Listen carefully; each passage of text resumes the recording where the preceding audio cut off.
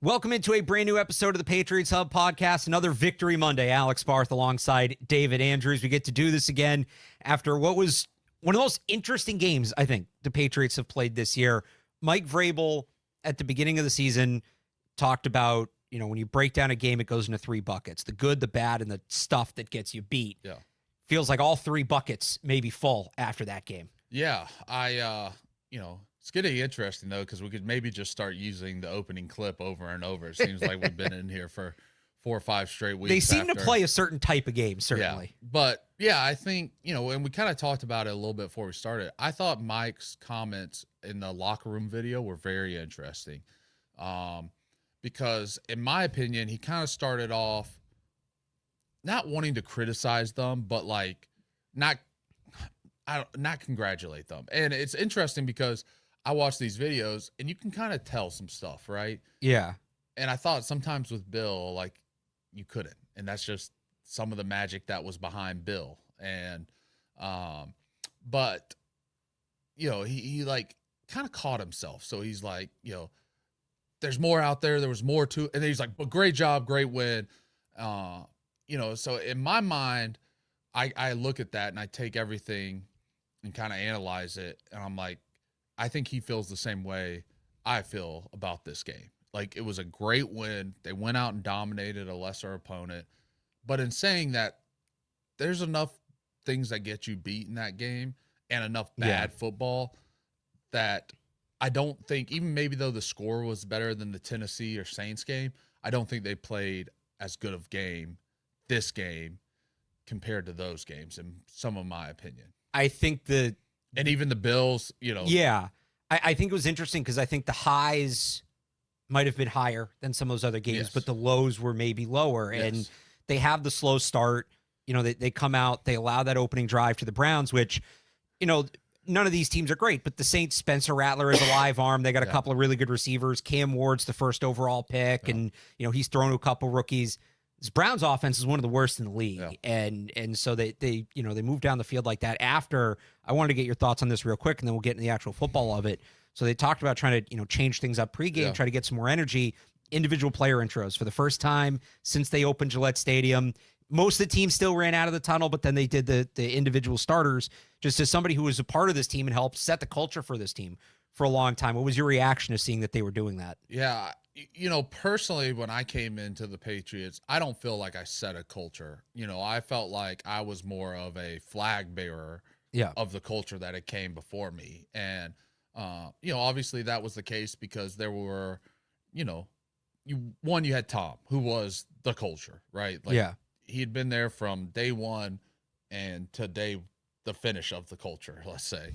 And, and then you had the guys like Slater and some of these guys that were right on the backside of that culture, and then kind of, obviously it was a new culture, it's a new team, and every culture and team identity is different year to year. But when I look at our teams, there was a clear foundation. And dude, yesterday I had a bunch to do before the game, and it was one of the first games I've ever watched from the stand. Well, the first game I ever watched from the stands for a Patriots game.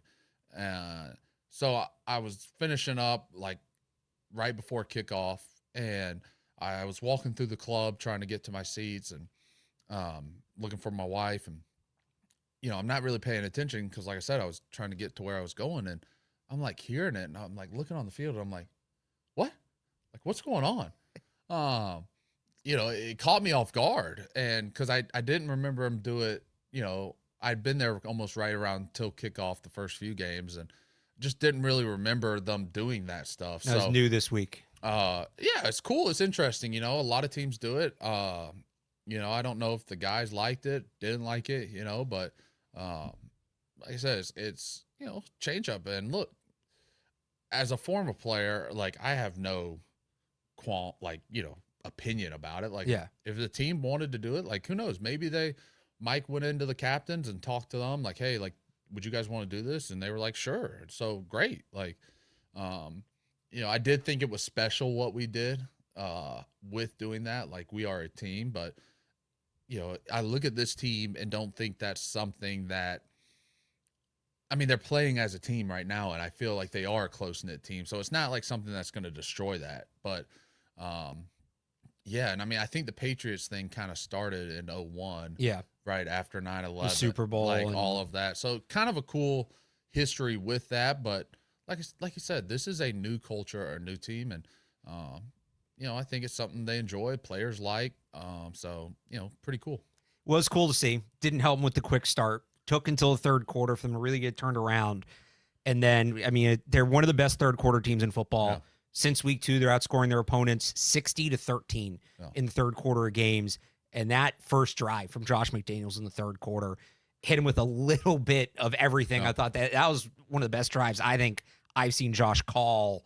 What'd you see on that one, and what clicked that wasn't working in the first half? Yeah, I thought there was, a lot of drive, like even the first drive of the game, right? Like I was like, here's Josh. Like he's in his bag, like pulling out everything, a good flow of the game, and they get to the right area and they don't finish. So, there was a few of those throughout the game where you're just kind of like, man, they're good, and then negative play and those derailed drives. And that third quarter drive, they stayed away from that and they just kept moving the ball forward. And if you can do that, it's where you're going to make plays. And look, it was another week of multiple people making big plays. Trayvon Henderson had a big run. You had Pop with a big catch.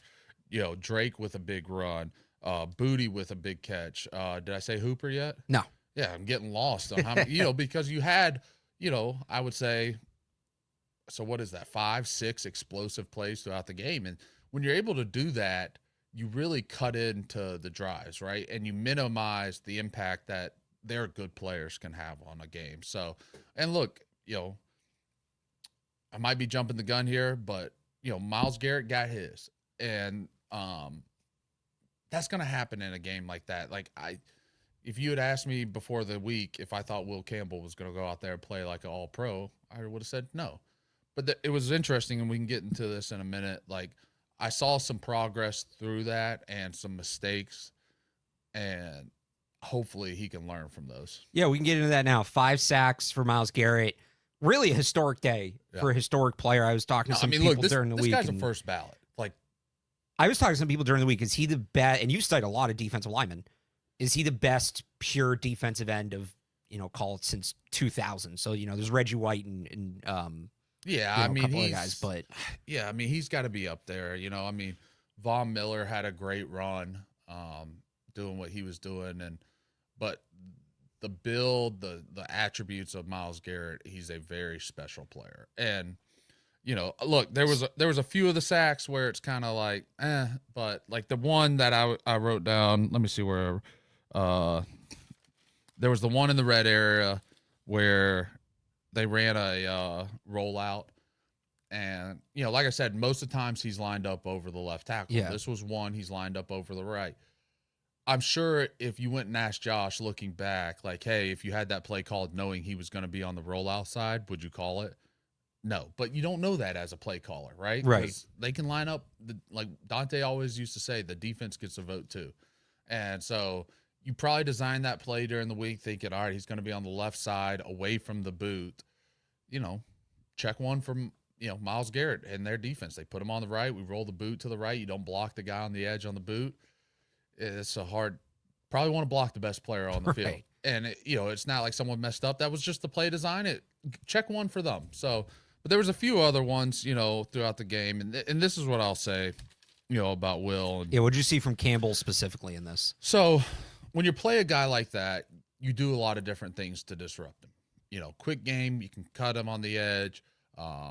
You can chip him in different ways, whether it's a tight end, running back. So they did do that. So like the first sack of the game,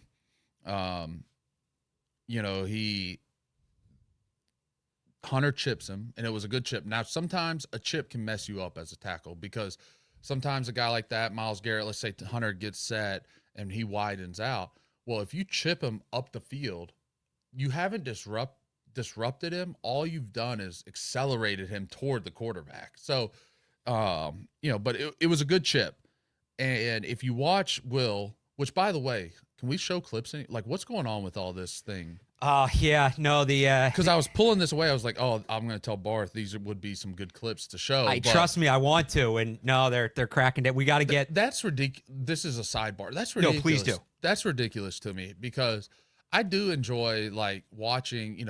Taylor does it a lot. Yeah, and I think he does a good job trying to break it down. And I think, if you don't have, I understand the casual fan not wanting to pay the money for the all 22 film. It's not a great. If you don't know what you're doing with it, if you don't know what you're doing with it, and if you work a real job and have real time that you're not constricted to, like you only get to watch the game on Sunday and it's for enjoyment and you get to watch it, and then you let the people like us just decipher the game and go through it. But I do think like fans enjoy that stuff and they like to see those views, and they don't have to pay the money, and it's not like Taylor's like videoing it on his phone, streaming it on YouTube. Like he's pulling, 10 or 12 clips, whatever he does, or which I think is cool for fans to see, and you get a different view of the game. And I think just real quick, I think it's good for the league that people learn more about football. So I think Lazar is the only one left who can kind of do it because he works for the team. Works for the team. So it's an NFL property. So we got to get to Lazar. Okay. So all right, but back to my point. So you get a good chip on the first sack, which was the first drive of the game in the red area, which to me, the red area was an issue. 2 for 6, got to be able to convert more points. Now, they did convert a lot of points through explosive plays and other things. But, all right, first trip, they chip him. We always would talk. Now, look, I've never played tackle. It would scare me lining up playing tackle. But when you get a chip as a tackle, space becomes your enemy. So if you chip and you keep drifting in your set without closing the space from the chip, then the chip doesn't do anything except buy the quarterback more time. It's not disrupting the rush because Myles gets chipped and now he goes back into his rush.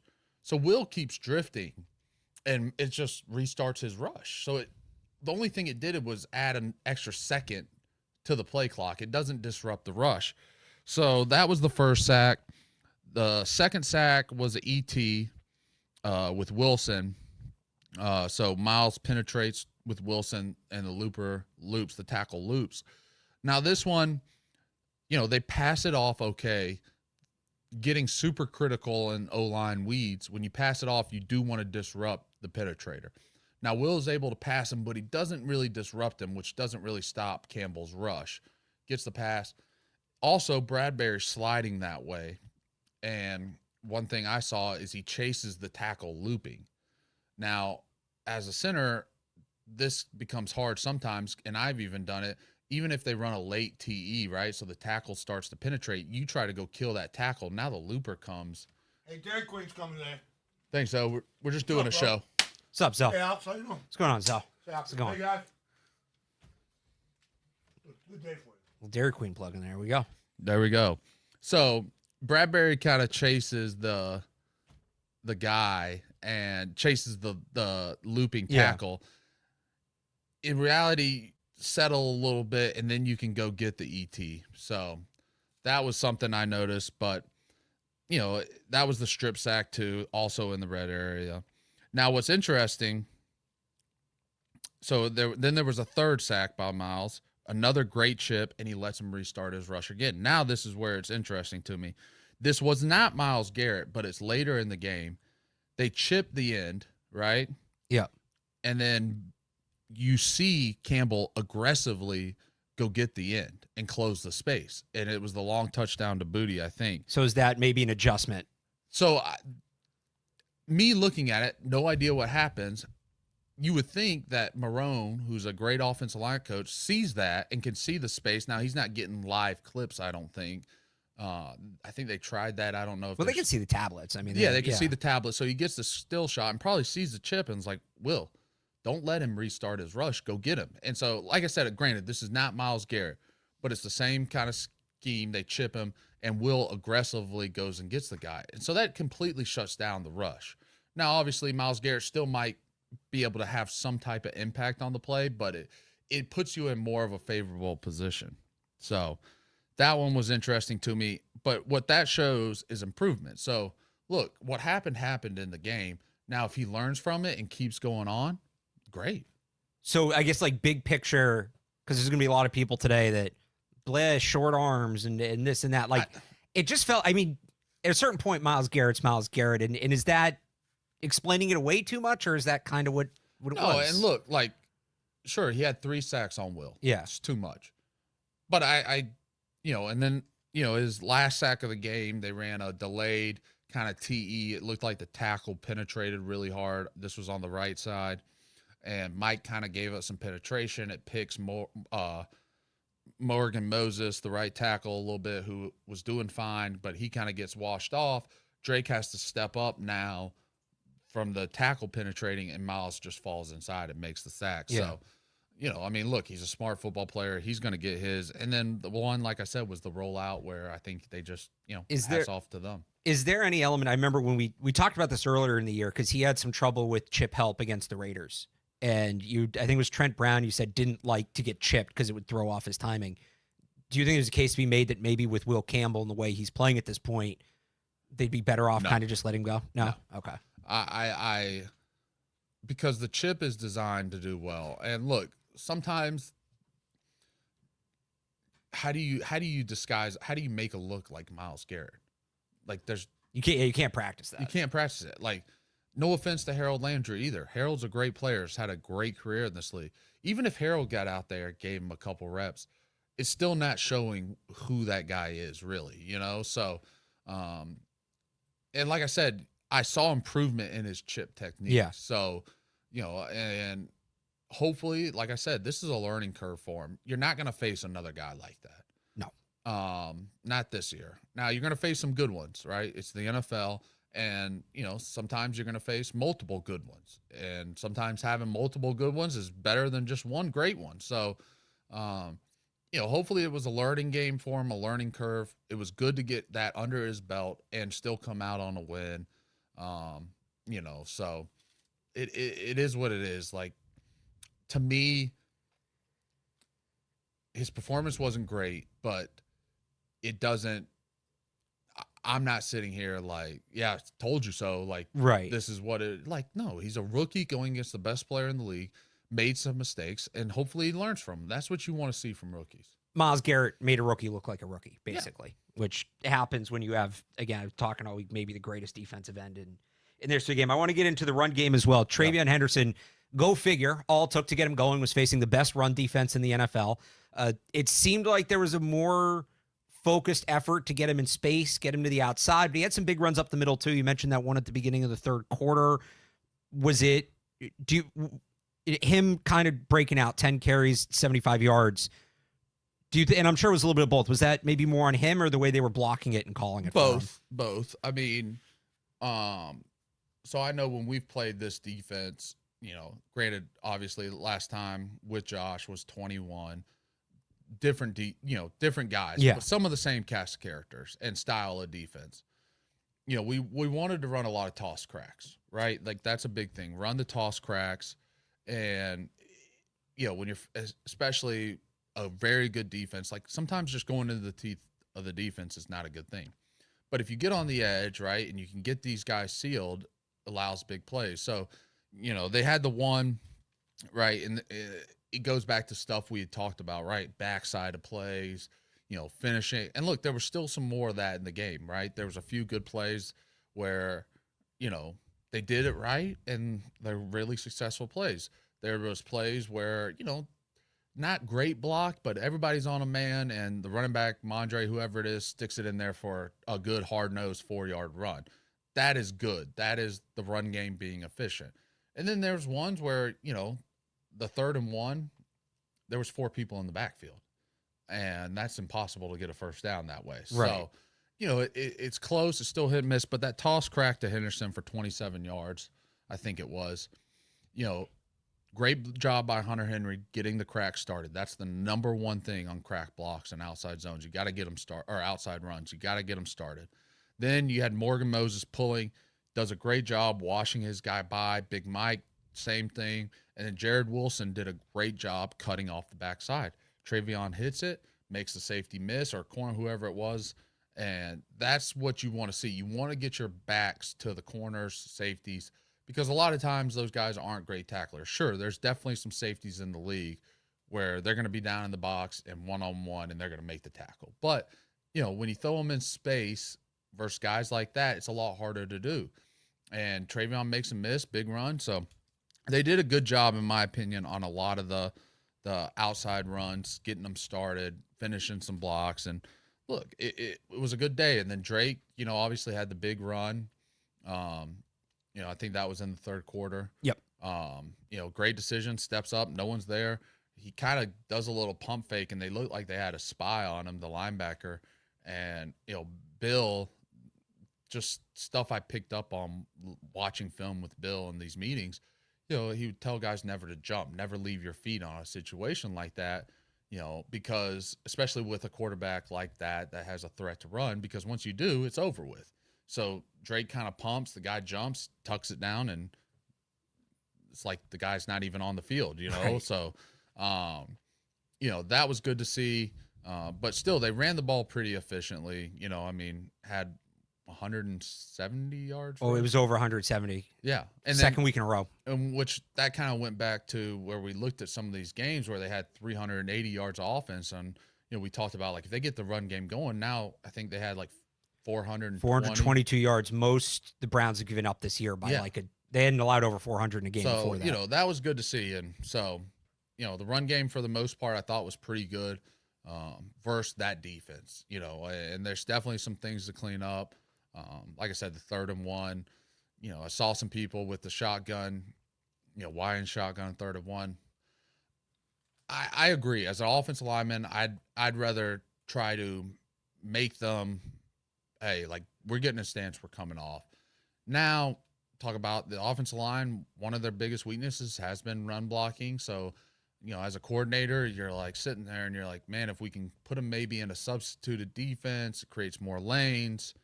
You're trying to finagle the offense a little bit. I think, again, that's my view of it. If I'm an offensive coordinator, I'm like, all right, well, we struggle in the run game. Do I really want to put 2 tight ends and a fullback out there where they can get in, almost a goal line type of defense? Or if I put sub out there, from the shotgun with threat of pass, running quarterback, does that make them play the game a little differently? So, that's my thought on that. But sure, as an offensive lineman, I'd want, let's run lead, let's run, stretch play outside, different things. But, I think due to how the team's been, that's maybe why you saw that. You touched on it a couple times in there, but just the red zone as a whole, there's some issues in there, and it was a little bit of everything. If you were to be in that meeting today and kind of leading the meeting, what's one thing you'd maybe point to be better in those situations? Negative plays in the red area are really hard. They're hard in the field, but when you get lower down to the red area, you're obviously have less space to work with, right? Like, you can't run a clear out route and a crosser and all these different things because there's only 22 yards of field or whatever it may be, right? So when you look at the red area, the first drive, the negative run, then a sack, Trayvon Henderson had the fumble, Drake had the strip sack, we got on it. Things like that,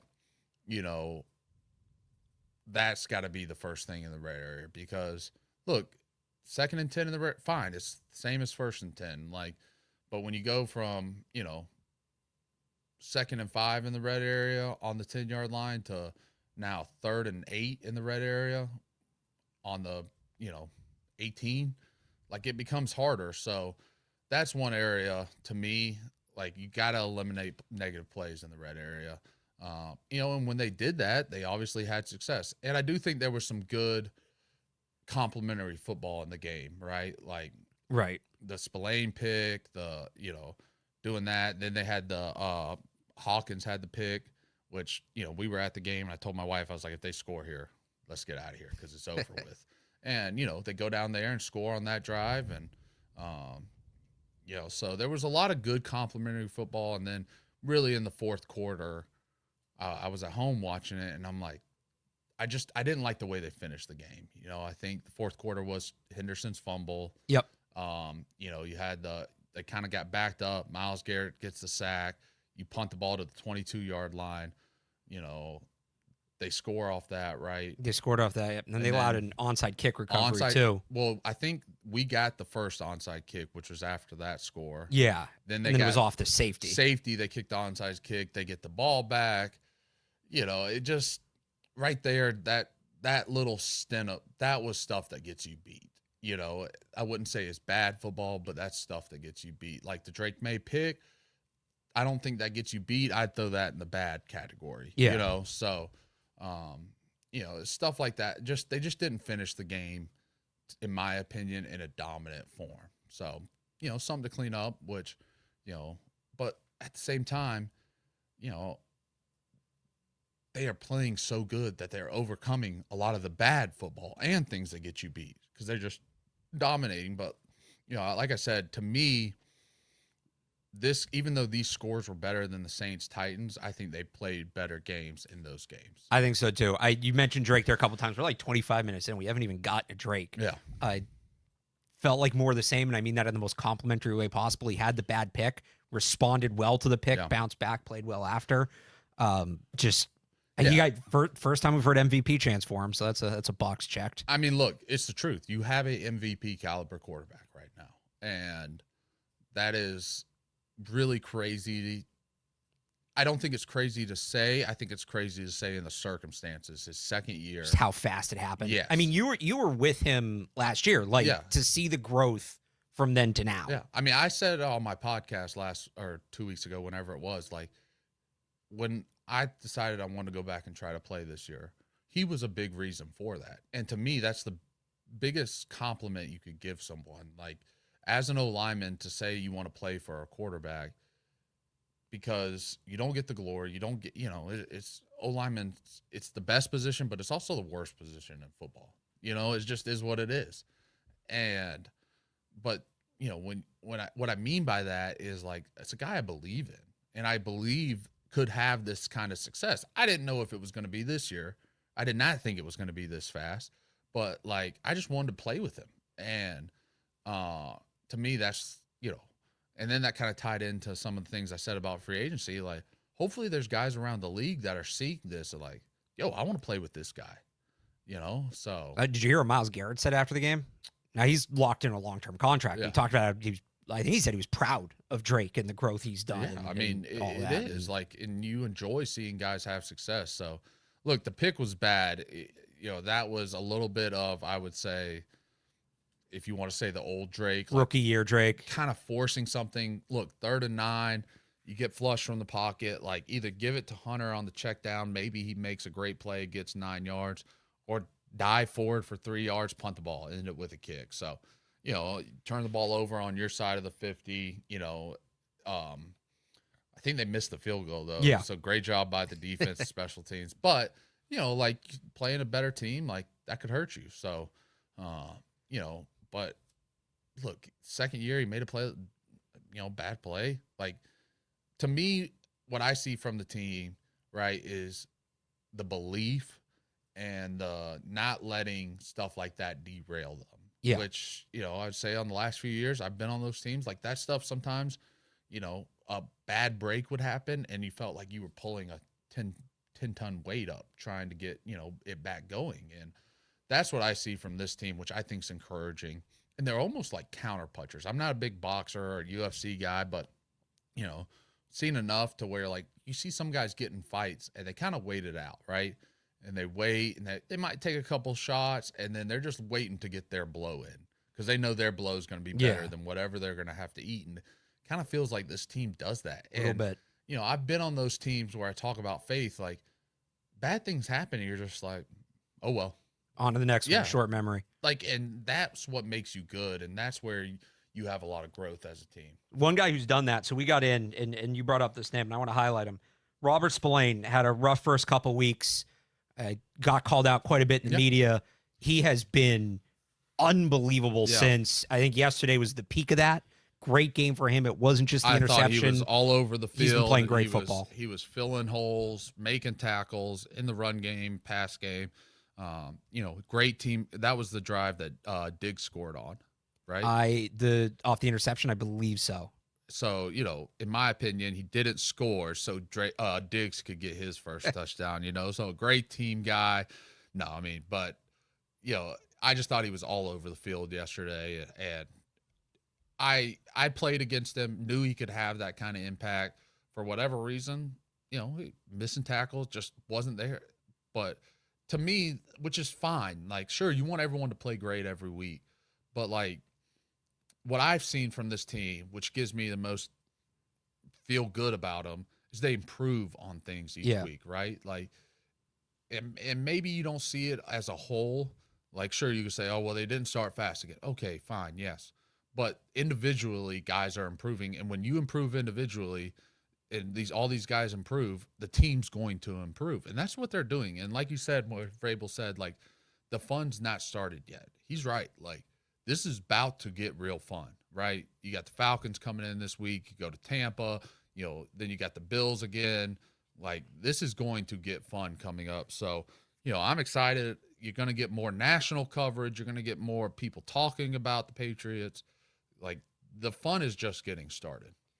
What do you make this Falcons team? Raheem Morris defense coming in. They've been weird. So they beat Buffalo. They lose last week bad to Miami. Yeah. It's been a big home road split, indoor-outdoor split, however you want to characterize that. Has it? Has that been a thing? Well, yeah. They haven't played they've played one road indoor game, which was against Minnesota, and it was their best road game by far. That's interesting. Yeah, I mean, I don't know. Look, it's a good defense. Now that feels weird saying after you just see what Miami did to them. Like, Miami looked like the better Miami team. But, yeah. That's also the NFL. It's week to week. Like, it's what makes the NFL a great product because, a lot of times, your good teams do win, but then you get the teams like Miami who everyone cast them away, rightfully so, for how they played. And then they come out and hang 30 against, a top defense in the league. And now be interested to see what happens with the quarterback this week. The bone bruises can be tough. It's one of those injuries where it's, especially in a foot, weight bearing, like, who knows? So be interested to see kind of how that progresses through the week. I do think the strength of that offense, the Falcons offense, is the run game. Yeah. Strength of our defense is the run game. So, a good test. Obviously, I thought the Browns' strength was the run game, and Patriots performed again. So, but look, it's a week-to-week thing in the NFL, and, it's why trap games and things like that exist, because everyone's good, and if you don't show up, you can't just roll it out there in the NFL. It's impossible. So it'll be interesting to see. I'm excited for this game because I think the Falcons are a good football team. Yeah. Better than what they showed this weekend.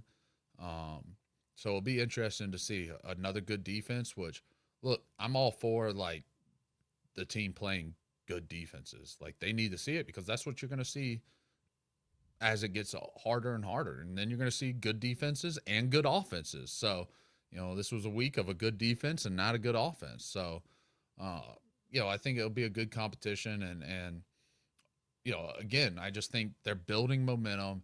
The fan base is building momentum, and it's all going to lead to something, hopefully.